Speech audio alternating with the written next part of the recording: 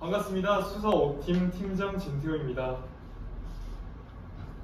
심리학이 잡은 범인 와타나베 쇼이치가 저술한 책에 대해서 여러분께 소개해드리고자 합니다. 먼저 첫 번째로 저희가 이 책을 고르고 나서 두 가지 우려스러운 점이 있었습니다. 첫 번째는 여러분에게서 어떻게 흥미를 유발할 수 있을지였습니다. 과학 수사에 비해서 심리 수사는 추상적인 부분들이 많습니다. 그렇기 때문에 어떻게 여러분께 현실적으로 다가갈 수 있을지 고민을 많이 했습니다. 두 번째로는 과학 수사와 다른 심리 수사만의 가치에 집중했습니다.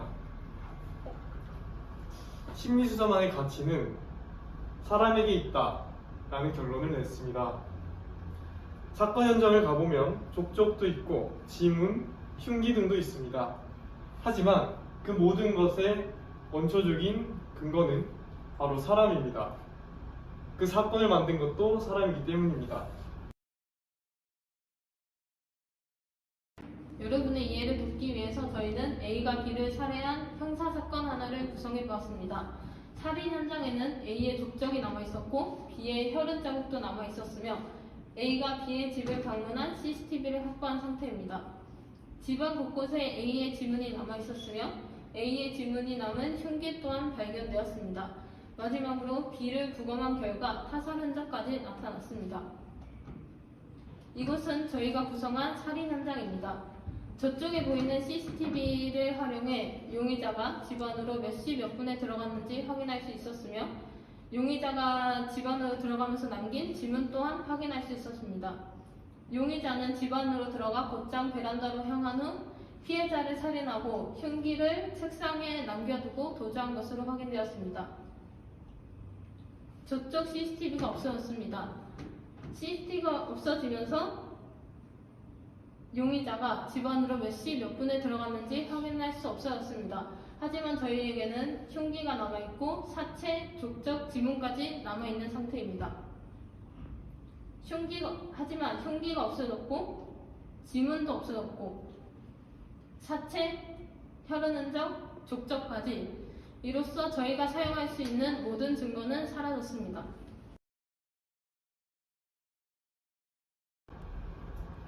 이로써 과학 수사로서는 이 사건을 해결할 수 없는 미제 사건으로 남을 것입니다.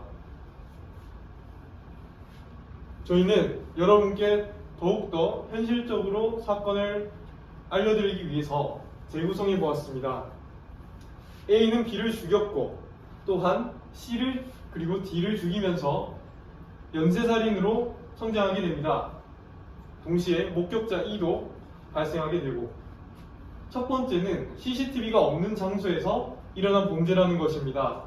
두 번째로는 범인 A는 증거를 남기지 않았다는 것이고 마지막 세 번째, 범인 A의 범죄 현장은 어디였는지 특정할 수 없다는 사실입니다.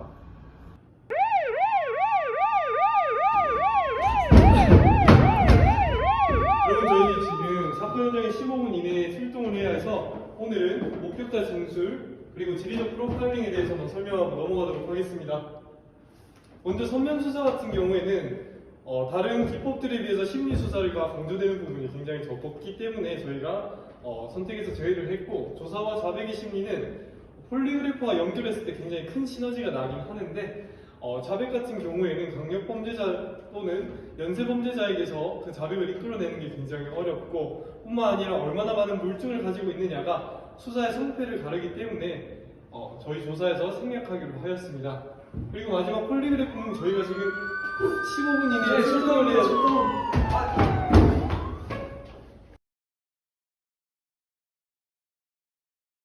지금부터 목격자의 진술, 조사의 심리에 대해서 말씀드리겠습니다. 목차를 설명하기에 앞서 위쪽 목격자에 속지 말라는 말씀드립니다.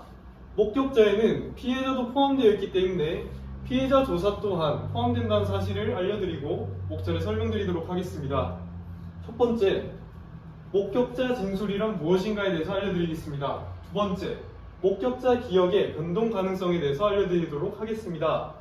마지막으로 목격자의 기억, 어떻게 효과적으로 상기시킬 수 있는가에 대해서 여러분께 알려드리도록 하겠습니다.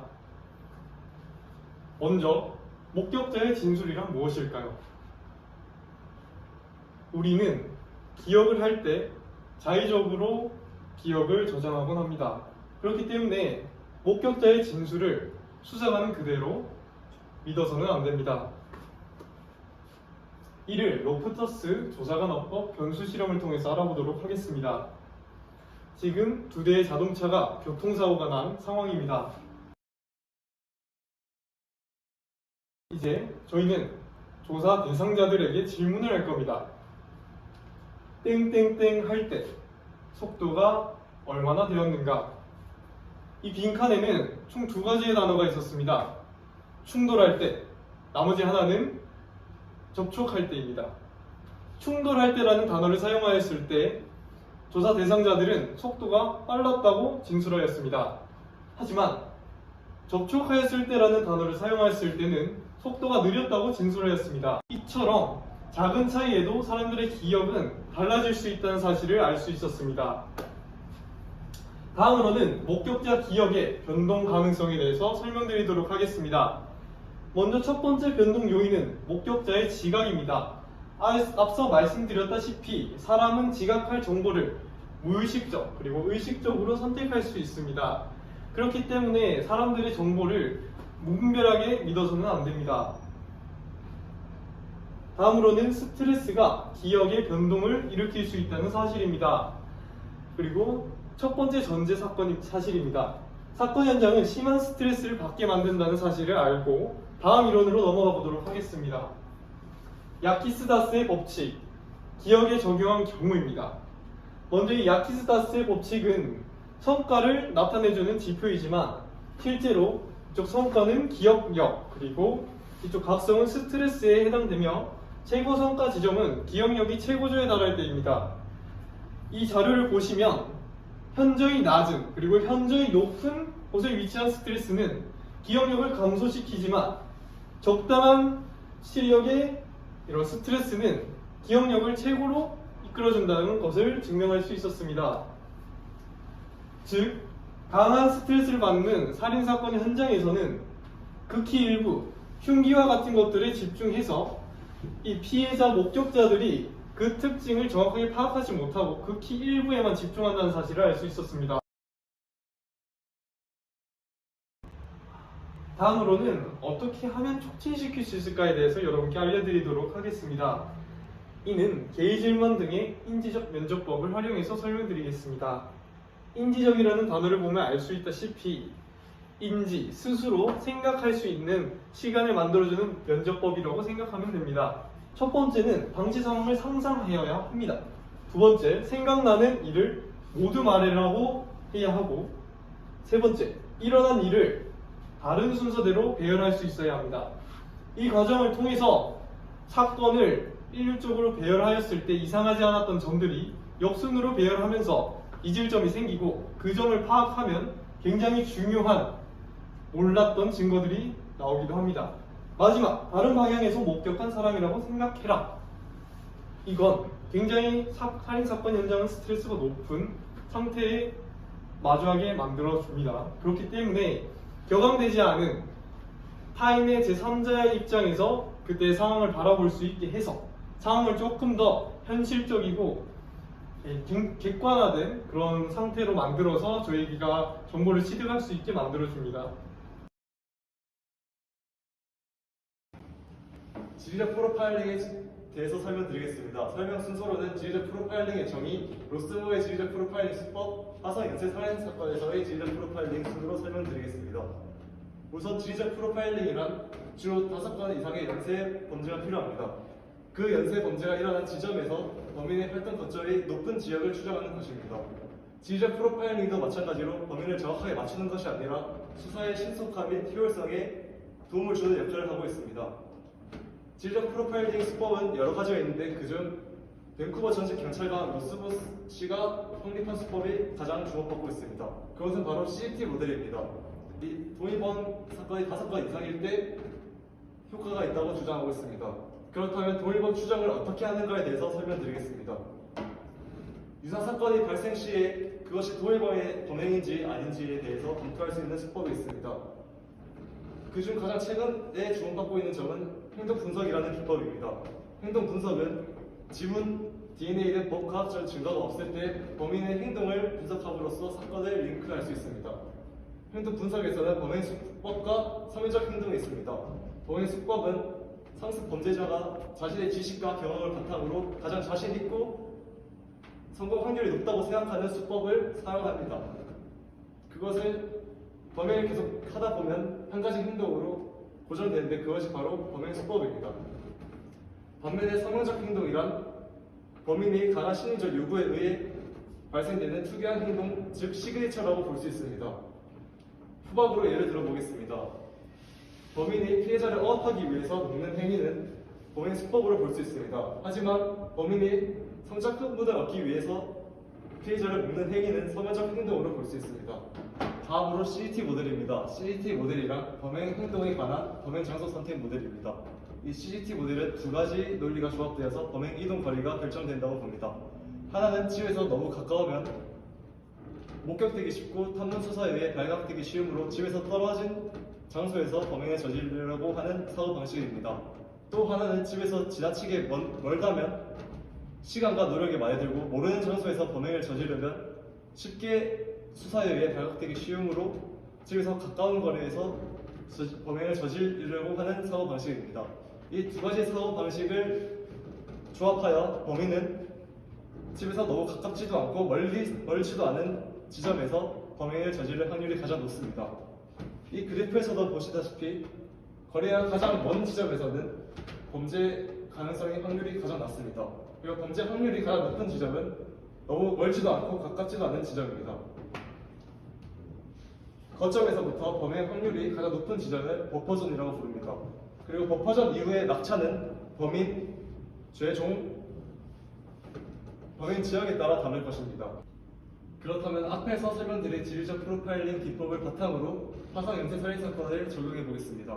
화성 연쇄 살인 사건은 1986년부터 91년까지 경기도 화성군에서 여성 10명이 희생된 희대의 연쇄 살인 사건입니다. 이 사건의 행동 분석 먼저 해보겠습니다.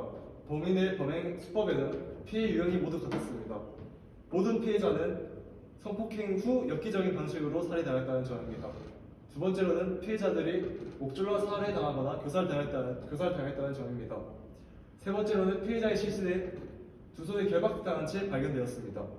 마지막으로 동일한 범인 도구를 사용하였는데 이것은 범인이 피해자의 스타킹, 양말 등 피해자의 속옷을 이용하여 범행을 저질렀습니다. 다음으로 범인의 서면적 행동입니다.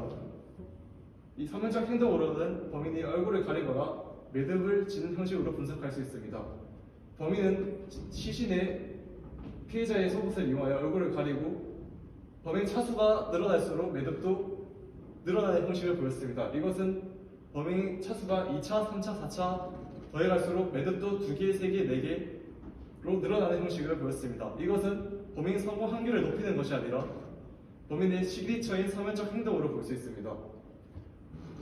그렇다면 화성 연쇄 살인 사건은 5건 이상의 연쇄 살인 사건이 발생했기 때문에 CGT 모델을 적용할 수 있습니다.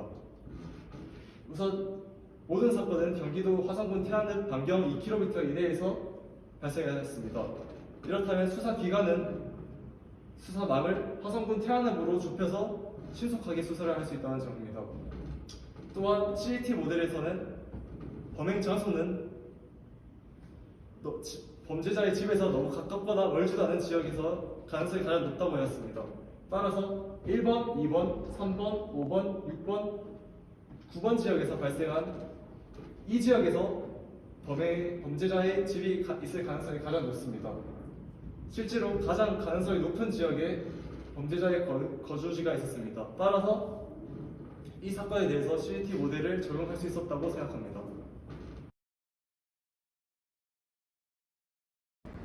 지금까지 심리수사 기법에 대해서 여러분께 알려드렸습니다. 그렇다면 제가 질문 하나 드리겠습니다. 여러분은 이제 누가 범인인지 알아맞추실 수 있습니까? 제 질문이 잘못됐습니다. 누가 범인일 가능성이 가장 높은지 알아맞추실 수 있을 겁니다. 심리수사, 즉 프로파일러가 가장 주의해야 할 것은 단언하는 자세입니다. 심리수사를 할 때 목표를 정하고 수사를 할 경우 수사의 성공 가능성을 현저하게 낮춥니다. 지금까지 심리학이 전문 범인이었습니다.